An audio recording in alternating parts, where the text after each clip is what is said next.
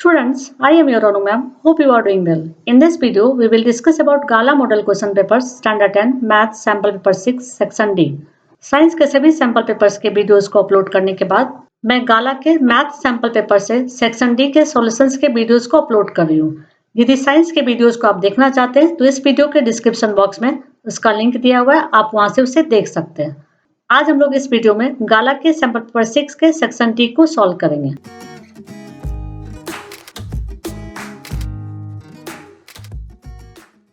और इस वीडियो के बाद स्टूडेंट्स के डिमांड पर गाला के सभी सैंपल पेपर के सेक्शन ए को सॉल्व करेंगे, तो आप उसे देखना ना भूलें। तो चलिए हम लोग इस वीडियो में गाला के सैंपल पेपर 6 के सेक्शन डी को सॉल्व करते हैं। सेक्शन डी में टोटल 8 क्वेश्चंस होते हैं, जिसमें से आपको 5 क्वेश्चंस को सॉल्व करना होता है। हर एक क्वेश्चन के लिए आपको 4 मार्क्स मिलते हैं और सेक्शन डी में टोटल 20 मार्क्स के क्वेश्चन होते हैं। So first question from section D, draw a line segment of length 7.5 cm and divide it in the ratio of 3:8. Write the steps of construction. इस question में कह रहा है कि एक लाइन सेगमेंट आपको ड्रॉ करना है जिसका मेजरमेंट 7.5 सेंटीमीटर होना चाहिए और उसे 3:8 में डिवाइड कीजिए।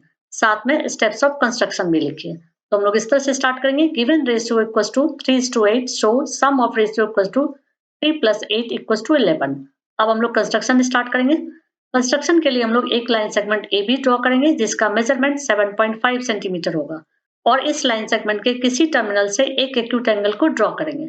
जिस एक्यूट एंगल का कोई भी फिक्स मेजरमेंट नहीं होता है, आपकी अपनी मर्जी होती है कि आप कितने एंगल पर एक्यूट एंगल को बना रहे हैं। नेक्स्ट स्टेप में हम लोग ये एक्यूट एंगल जिस रे से बना है उसका नेमिंग कर देंगे। जिसका एक टर्मिनल का नेमिंग पहले से किया हुआ है ए, तो हम लोग दूसरे टर्मिनल का नेमिंग कर देंगे सी से। आप चाहे तो किसी और लेटर से भी कर सकते हैं। नेक्स्ट स्टेप में हम लोग इस रे को 11 इक्वल पार्ट्स में कट कर देंगे क्योंकि सम ऑफ रेशियो जो रहा था 11। नेक्स्ट स्टेप में हम लोग 11 इक्वल लाइन सेगमेंट का भी नेमिंग कर देंगे, like A1, A1, A2, A2, A3 and likewise A11 तक नेमिंग कर देंगे। नेक्स्ट स्टेप में हम लोग A11 और B को ज्वाइन कर देंगे। नेक्स्ट स्टेप में हम लोग A11 और B के पैरेलल में एक लाइन सेगमेंट को ड्रॉ करेंगे जो A3 से स्टार्ट होता हो और लाइन सेगमेंट AB को किसी एक पर्टिकुलर पॉइंट पर इंटरसेक्ट करता हो। नेक्स्ट स्टेप में हम लोग उस इंटरसेक्टिंग पॉइंट का भी नेमिंग कर देंगे। यहाँ इसकी नेमिंग P से की गई है। नेक्स्ट स्टेप में हम लोग AP और PB का मेजरमेंट कर देंगे, जिससे हमें पता चलेगा कि लाइन सेगमेंट AB को 3:8 में डिवाइड किया गया। अब हम लोग स्टेप्स ऑफ कंस्ट्रक्शन लिखेंगे। Step 1. Draw a line segment AB equals to 7.5 cm. Next step, draw a ray AC making any acute angle with AB. Next step, on ray AC starting from A, mark 3 + 8 equals to 11 equal line segments like AA1, A1, A2 and so on. Next step, join A11B. Next step, from A3, draw A3P parallel to A11B meeting AB at P.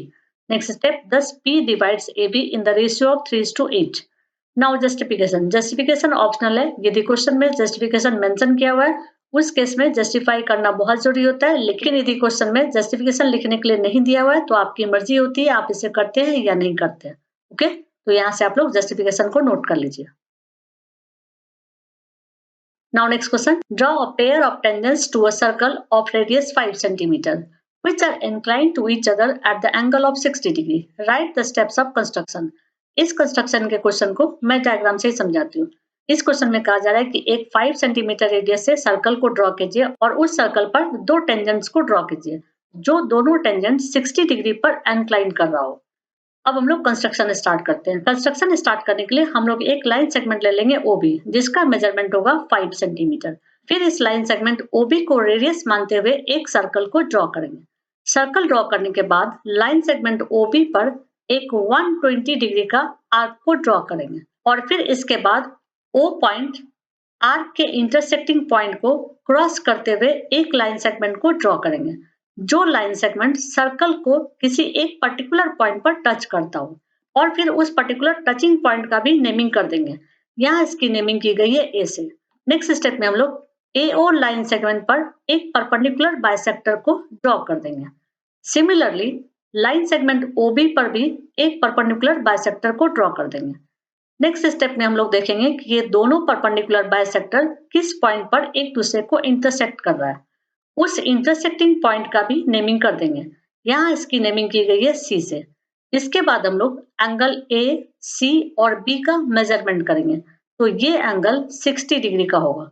ऐसा इसलिए होगा क्योंकि जब हम लोग ओबी line segment पर एक arc 120 degree का ड्रॉ कर रहे थे और इंटरसेक्टिंग पॉइंट ओ और ए को ज्वाइन किए थे तो वो एंगल जो बन रहा था यानी कि एंगल ए ओ बी वो 120 डिग्री का बन रहा था, इसीलिए यहाँ पर 60 डिग्री का एंगल बन रहा है। Okay, now steps of construction. यहाँ से आप लोग स्टेप्स ऑफ कंस्ट्रक्शन को नोट कर लीजिए।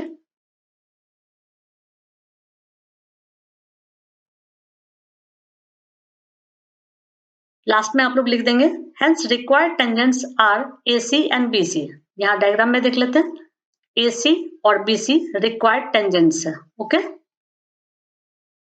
now next question, a kite is flying at height of 60 meter above the ground. The string attached to the kite is temporarily tied to a point on the ground. The inclination of the string with the ground is 60 degree. Find the length of the string, assuming that there is no slack in the string. इस question को भी मैं diagram से समझाती हूँ। इस question में कह रहा है कि एक काइट है जो ग्राउंड से 60 मीटर के हाइट पर उड़ रहा है और जिस धागे से ये काइट उड़ रहा है उसे टेम्पररी ग्राउंड के एक पॉइंट से अटैच कर दिया गया और वो धागा ग्राउंड से 60 डिग्री पर इंक्लाइंड है। साथ में इस धागे में कोई भी फोल्ड नहीं है यानी कि कोई भी स्लैक नहीं है। अब इस धागे का लेंथ निकालना है तो हम लोग इस तरह से सॉल्यूशन स्टार्ट करेंगे गिवन से। Given height of kite AB equals to 60 meter. AB equals to 60 meter. Next, angle ACB equals to 60 degree. Angle ACB equals to 60 degree. हमें निकालना है length of the string, this one AC। Okay, चूंकि हम लोग को AC निकालना है तो हम लोग यहाँ पर ऐसे ट्रिग्नोमेट्रिक रेशियो का यूज करेंगे जिसका रिलेशन AB और AC से हो।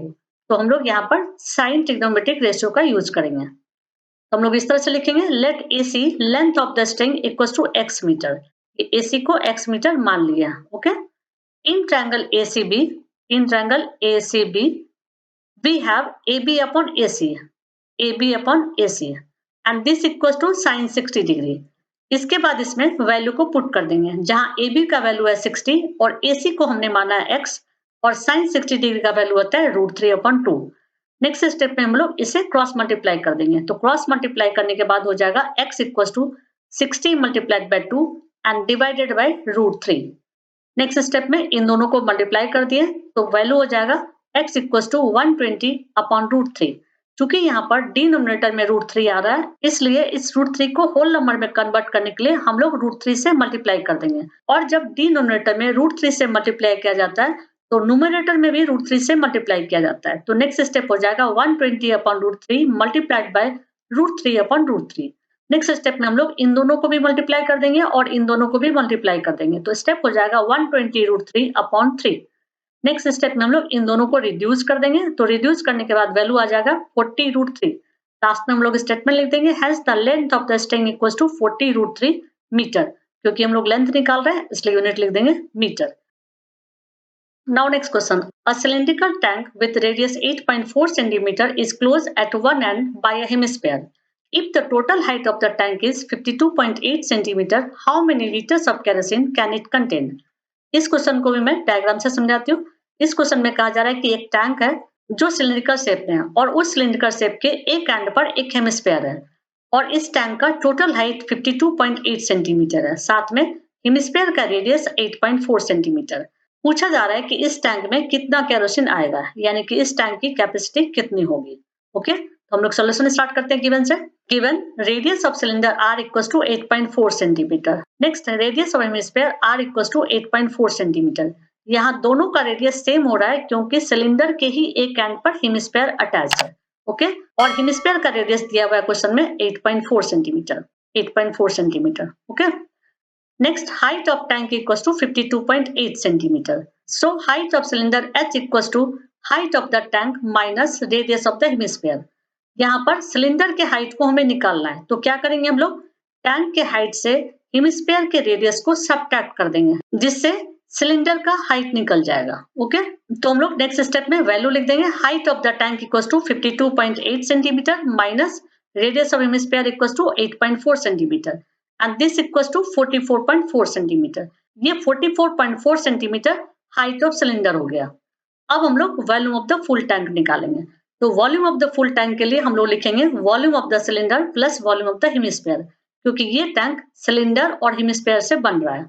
ओके, इसके बाद हम लोग दोनों का फॉर्मूला लिख देंगे, जहां वॉल्यूम ऑफ सिलेंडर का फॉर्मूला होता है pi r square h plus volume of hemisphere का फॉर्मूला होता है 2/3 पाई आर क्यूब। यहाँ हम लोग देख रहे हैं कि दोनों ही फॉर्मूला में पाई आर स्क्वायर है, क्योंकि जब हम लोग पाई आर क्यूब को एक्सपैंड करके लिखते हैं तो pi r square multiplied by r होता है, और यहाँ इस फॉर्मूला में पाई आर स्क्वायर ऑलरेडी है। तो हम लोग क्या करेंगे, इन दोनों फॉर्मूला से पाई आर स्क्वायर को कॉमन ले लेंगे। तो नेक्स्ट स्टेप हो जाएगा pi r square in bracket h plus 2/3 and multiplied by 1 r. Okay, next step में हम लोग वैल्यू को पुट कर देंगे, जहां पाई का वैल्यू है 22/7, आर का वैल्यू है 8.4, चूंकि यहाँ पर आर का स्क्वायर है तो हम लोग 8.4 का स्क्वायर कर देंगे, एंड इन ब्रैकेट एच का वैल्यू निकला था 44.4, यहाँ निकाले थे हम लोग 44.4 प्लस 2/3 मल्टीप्लाइड बाय आर का वैल्यू 8.4। नेक्स्ट स्टेप में हम लोग 8.4 को 2 टाइम्स लिख देंगे, क्योंकि 7 से 8.4 कट हो जाएगा, और इसको सॉल्व कर देंगे। तो नेक्स्ट स्टेप हो जाएगा 22/7 multiplied by 8.4 multiplied by 8.4 and this multiplied by in bracket 44.4 plus 5.6। जब इसे सॉल्व करेंगे तो 5.6 आएगा। ओके, अब इस स्टेप में हम लोग इन दोनों को रिड्यूस कर देंगे। तो रिड्यूस करने के बाद वैल्यू आ जाएगा 1.2 और फिर इसे ऐड कर देंगे। तो नेक्स्ट स्टेप क्या हो जाएगा, 22 दिस वन मल्टीप्लाइड बाय 1.2, इन दोनों को कटने के बाद multiplied by 8.4 and multiplied by इन दोनों को ऐड करके 50। नेक्स्ट स्टेप में इसे सॉल्व कर देंगे। तो सॉल्व करने के बाद वैल्यू आ जाएगा 11,088। क्योंकि हम लोग वॉल्यूम निकाल रहे हैं तो यूनिट लिख देंगे सेंटीमीटर क्यूब। अब हम लोग इसे लीटर में कन्वर्ट करेंगे। तो चूंकि हम लोग जानते हैं कि 1000 सेंटीमीटर क्यूब इक्वल टू होता है 1 litre, so 11,088 centimetre cube equal to 11,088 upon 1000 litres. फिर इसे सॉल्व करेंगे तो वैल्यू आ जाएगा 11.088 लीटर्स। लास्ट में स्टेटमेंट में लिख देंगे hence the given tank can contain 11.088 liters of kerosene. Now next question, prove that the ratio of areas of two similar triangles is equal to the square of ratio of their corresponding sides. ये question sample paper 1 में और sample paper 4 में आया है, और उन दोनों ही sample paper में मैं इस क्वेश्चन को बहुत अच्छे से समझाई हूँ। आपको यदि इस क्वेश्चन को समझना है तो आप वहां समझ सकते हैं। अभी मैं सिंपली इसको स्क्रॉल कर दे रही हूँ, और उन दोनों सैंपल पेपर का लिंक डिस्क्रिप्शन बॉक्स में दिया हुआ है। ओके, तो आप यहाँ से नोट कर लीजिए।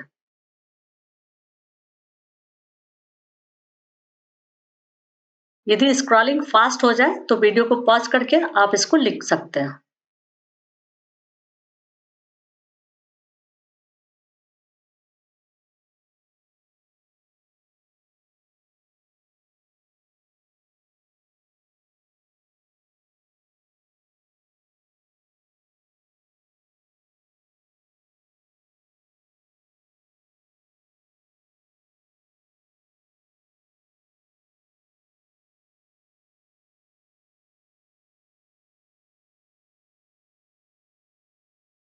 Now next question. In triangle XYZ, if angle Y equals to 90 degree, then find the missing quantities in the following table which are marked by question sign. इस टेबल में यहाँ 4 केसेस दिए हुए हैं और हर केसेस के लिए अलग अलग साइड को निकालना है। ओके, और इस क्वेश्चन में दिया हुआ है कि ट्रायंगल XYZ है जिसका एंगल Y 90 डिग्री का है, यानी कि राइट एंगल ट्रायंगल है। ओके, अब हम लोग इस क्वेश्चन के अलग अलग केसेस को सॉल्व करेंगे। स्टार्टिंग में हम लोग लिख देंगे in triangle XYZ angle Y equals to 90 degree.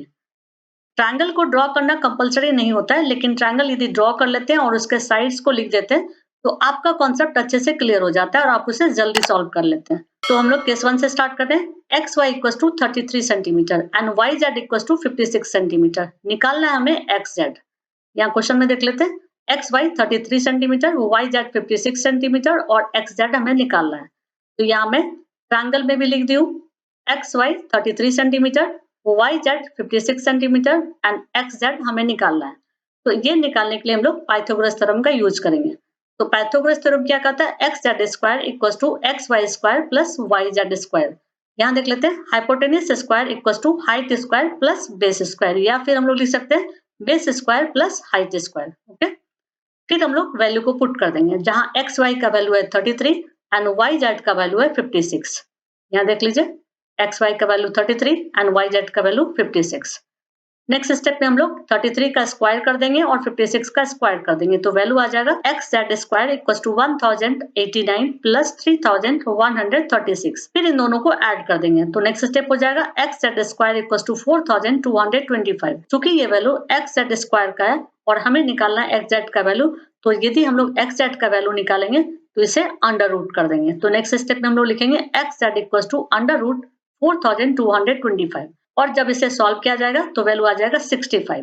तो लास्ट में हम लोग ले देंगे X Z equal to 65 centimetre. इसी तरह से केस 2, केस 3 और केस 4 सॉल्व होगा। तो मैं धीरे धीरे स्क्रॉल कर देती हूँ, आप इसे नोट कर लीजिए। Okay,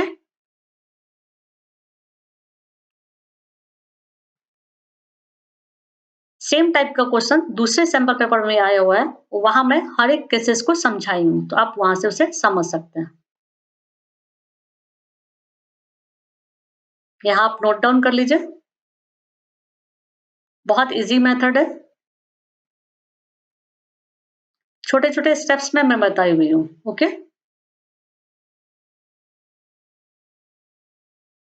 now case 3।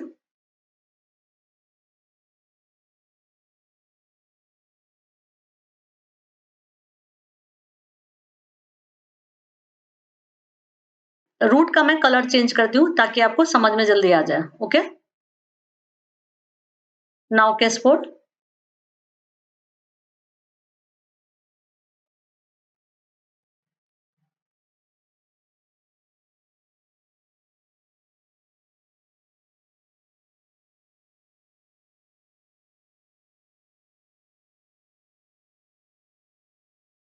Now next question, second last question. The mode of the following frequency distribution of 165 observation is 38 and data is this. Find the value of A and B. इस question में कह रहा है कि एक 165 observation का mode है 38 और यहाँ इस डाटा से फ्रीक्वेंसी A और B के वैल्यू को निकालना है। इस क्वेश्चन को सॉल्व करने से पहले मैं थोड़ा कॉन्सेप्ट को बता देती हूँ। यहाँ इस डाटा में हम लोग देख रहे हैं कि मैक्सिमम फ्रीक्वेंसी 53 है और ये 53 फ्रीक्वेंसी क्लास 3241 के अंदर आ रहा है और मैक्सिमम फ्रीक्वेंसी को F1 कहा जाता है।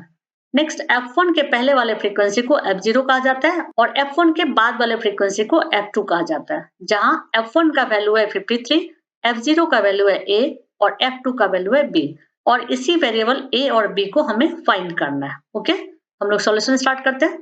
Here the maximum class frequency is 53 जो पहले बता चुके हैं and class corresponding to this frequency is 3241, 53 and 3241. So model class is 3241. Lower limit L of model class equals to 32 क्योंकि ये lower limit है। Class size H equals to 41 minus 32 and this equals to 9. Frequency F1 of the model class equals to 53. Frequency F0 of class preceding the model class equals to A. Frequency F2 of class succeeding of the model class equals to B जो कि सब पहले समझा चुके हैं and total observation equals to 165 जो कि question में दिया हुआ है। ओके, एक बार चेक कर लेते हैं।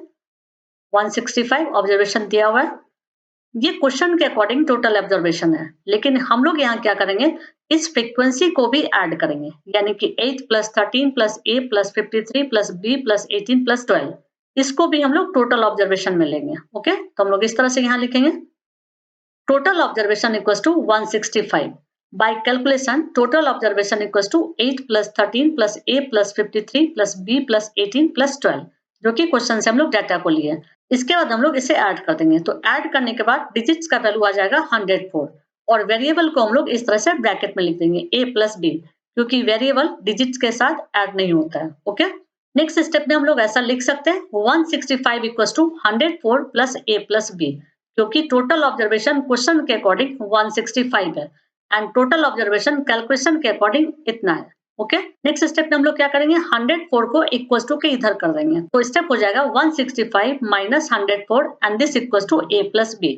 तो A प्लस B का वैल्यू क्या हो जाएगा, जब इसे सब्ट्रैक्ट करेंगे तो 61, इसे इक्वेशन 1 मान लेंगे। ओके, यहाँ पर AB का कंबाइंड वैल्यू आया है, लेकिन हमें इंडिविजुअली A का वैल्यू भी निकालना है और B का भी वैल्यू निकालना है। इसके लिए हम लोग मोड का फॉर्मूला यूज करेंगे, तो मोड का फॉर्मूला यहाँ लिख देंगे और मोड के फॉर्मूला लिखने के बाद हम लोग वैल्यू को पुट करेंगे। जहां मोड का वैल्यू दिया है 38, यहाँ क्वेश्चन में देख लीजिए मोड का वैल्यू 38 दिया हुआ है ठीक है, मोड का वैल्यू 38। देखिए मैं कलर एक जैसा कर देती हूँ ताकि आपको जल्दी समझ में आ जाए। ओके, मोड का वैल्यू 38, लोअर लिमिट का वैल्यू 32, F1 का वैल्यू था 53, F0 का वैल्यू था A and this divided by 2 multiplied by F1 का वैल्यू 53 इन ब्रैकेट F0 का वैल्यू A एंड F2 का value B and whole multiplied by H का value निकला था 9। यहाँ निकाले थे हम लोग H का वैल्यू 9, दिस वन, तो वही 9 वहां लिख रहे हैं। ओके, नेक्स्ट स्टेप में हम लोग इन दोनों को मल्टीप्लाई कर रहे हैं और यहाँ इन दोनों टर्म में जो कि माइनस साइन है तो माइनस साइन को कॉमन ले रहे हैं। ओके, तो नेक्स्ट स्टेप हो जा रहा है 38 equals to 32 plus 53 minus a divided by 106, इन दोनों को मल्टीप्लाई करके एंड इन दोनों के माइनस साइन को कॉमन ले लिए तो minus in bracket a plus b. ऐसा हम लोग इसलिए कर रहे हैं क्योंकि ए प्लस बी का हमारे पास वैल्यू है and whole multiplied by 9। Next step में हम लोग a प्लस बी के वैल्यू को लिख दे रहे हैं, जो वैल्यू है 61। एक बार चेक कर लेते हैं, a प्लस बी का वैल्यू है 61। नेक्स्ट स्टेप में हम लोग 32 को इक्वल टू के इधर ले जा करके 38 से सब्ट्रैक्ट कर दे रहे हैं और फिर इन दोनों को भी सब्ट्रैक्ट कर दे रहे हैं। तो हमारा स्टेप हो जा रहा है 6 equal to 53 minus a divided by 45, इन दोनों को सब्ट्रैक्ट करने पर 45 आ जाएगा and multiplied by 9। Next step में हम लोग इन दोनों को रिड्यूस कर दे रहे हैं, तो स्टेप हो जा रहा है 6 equal to 53 minus a and divided by 5। Next step में इसे क्रॉस मल्टीप्लाई कर दे रहे हैं तो वैल्यू आ जा रहा है 6 multiplied by 5 equals to 53 minus a। Next step में हम लोग इन दोनों को मल्टीप्लाई कर दिए, सिंपली इसको लिख दिया तो 30 इक्वल्स टू 53 माइनस a। अब हम लोग a के वैल्यू को निकालने के लिए डिजिट को एक साइड कर दे रहे हैं, तो a इक्वल्स टू हो जाएगा 53 minus 30 and this equals to 23। अब हमारे पास a का वैल्यू आ गया। ओके, अब हमें b का वैल्यू निकालना है, तो b के वैल्यू निकालने के लिए हम a plus b equal to 61 यानी कि इक्वेशन 1 लेंगे। यहाँ जो हम लोग निकाले थे a प्लस बी 61 और इसे इक्वेशन 1 माने थे, उस इक्वेशन को हम लोग यहाँ ले रहे हैं। ओके, और इस इक्वेशन में हम लोग a के वैल्यू को पुट कर देंगे और जब इसे सब्ट्रैक्ट करेंगे तो वैल्यू आ जाएगा 38। लास्ट में स्टेटमेंट में लिख देंगे hence a equal to 23 and b equal to 38। Now next question, this is the last question. The distribution below gives the weight of 30 students of a class. Find the median weight of the students. यहाँ question में 30 students के weights का data दिया हुआ है, अब इससे median निकालना है। ओके, तो यहाँ इस डाटा में फर्स्ट रो में वेट्स का क्लास इंटरवल दिया हुआ है एंड सेकेंड रो में नंबर ऑफ स्टूडेंट्स दिए हुए हैं। इस क्वेश्चन को सॉल्व करने के लिए हमें एक टेबल को तैयार करना पड़ेगा। इस टेबल के पहले कॉलम में हम लोग वेट इन केजी लिखेंगे, सेकंड कॉलम में हम लोग नंबर ऑफ स्टूडेंट्स यानी कि फ्रीक्वेंसी FI लिखेंगे एंड थर्ड कॉलम में हम लोग कम्युलेटिव फ्रीक्वेंसी CF लिखेंगे। तो इन दोनों कॉलम को हम लोग डायरेक्टली क्वेश्चन से कॉपी करेंगे। ओके, एंड थर्ड कॉलम यानी कि कम्युलेटिव फ्रीक्वेंसी निकालने के लिए हम लोग फ्रीक्वेंसी को ऐड करते चले जाएंगे, यानी कि फर्स्ट केस में कम्युलेटिव फ्रीक्वेंसी हो जाएगा 2, सेकंड केस में 2 + 3 इक्वल्स टू 5, नेक्स्ट केस में 2 + 3 + 8 और हम कह सकते हैं 5 + 8 इक्वल्स टू 13। इसी तरह से सबको ऐड करते हुए सारे कम्युलेटिव फ्रीक्वेंसी को निकाल लेंगे। नेक्स्ट स्टेप में हम लोग फ्रीक्वेंसी को ऐड कर देंगे, तो टोटल फ्रीक्वेंसी क्या हो जाएगा 30। ऑलरेडी क्वेश्चन में गिवन था 30 फ्रीक्वेंसी है और समेशन ऑफ फ्रीक्वेंसी को नंबर ऑफ ऑब्जर्वेशन कहा जाएगा। तो नंबर ऑफ ऑब्जर्वेशन यदि 30 है तो n/3 क्या हो जाएगा 15। अब ये 15 को हम लोग टेबल में देखते हैं, तो ये 15 इस टेबल में 55-60 के क्लास इंटरवल में आ रहा है, क्योंकि 50-55 में 13 आ रहा है और 13 से बड़ा है 15, तो इसलिए हम लोग क्या कहेंगे क्लास क्या हो गया 55-60। और क्लास यदि 55-60 हुआ तो फ्रीक्वेंसी उसकी क्या हो गई 6, और यदि फ्रीक्वेंसी 6 हो गई तो कम्युलेटिव फ्रीक्वेंसी क्या हो जाएगा 13। ओके, इसी को हम लोग सेंटेंस में लिख देंगे। Since the cumulative frequency is just greater than 15 is 19 and corresponding class is 55-60, thus 55-60 is the median class. Here L equals to 55 यानी कि lower limit equals to 55 and frequency equals to 6, cumulative frequency equals to 13 and H equals to 60 minus 55 equals to 5. 60 minus 55 equals to 5. और ये सब आपको पहले समझा ही चुके हैं। Okay, now substituting these value in the formula of median. अब median का फॉर्मूला लिख देंगे और फिर इसमें वैल्यू को पुट कर देंगे। तो लोअर लिमिट का वैल्यू है 55, लोअर लिमिट का वैल्यू 55, n/2 का वैल्यू 15, कम्युलेटिव फ्रीक्वेंसी का value 13 and divided bye frequency का वैल्यू 6 एंड हाइट निकला था 5। अब नेक्स्ट स्टेप में हम लोग इन दोनों को सब्ट्रैक्ट कर रहे हैं और कुछ भी नहीं कर रहे हैं, तो स्टेप हो जा रहा है m = 55 + 2 / 6 × 5। नेक्स्ट स्टेप में हम लोग इन दोनों को सिर्फ मल्टीप्लाई कर रहे हैं, तो स्टेप हो जा रहा है 55 प्लस 10/6। नेक्स्ट स्टेप में हम लोग इसे रिड्यूस कर रहे हैं, तो रिड्यूस करने पर वैल्यू आ जा रहा है 1.67। नेक्स्ट स्टेप में हम लोग इन दोनों को ऐड कर दे रहे हैं, तो ऐड करने पर वैल्यू आ जा रहा है 56.67। लास्ट में स्टेटमेंट में लिख देंगे hence the medium weight equals to 56.67 kg। अब सैंपल पेपर 6 के सेक्शन डी के सारे क्वेश्चंस ओवर हो गए। नेक्स्ट वीडियो में हम लोग गाला के सभी सैंपल पेपर के पर एक को सॉल्व करेंगे। That's it.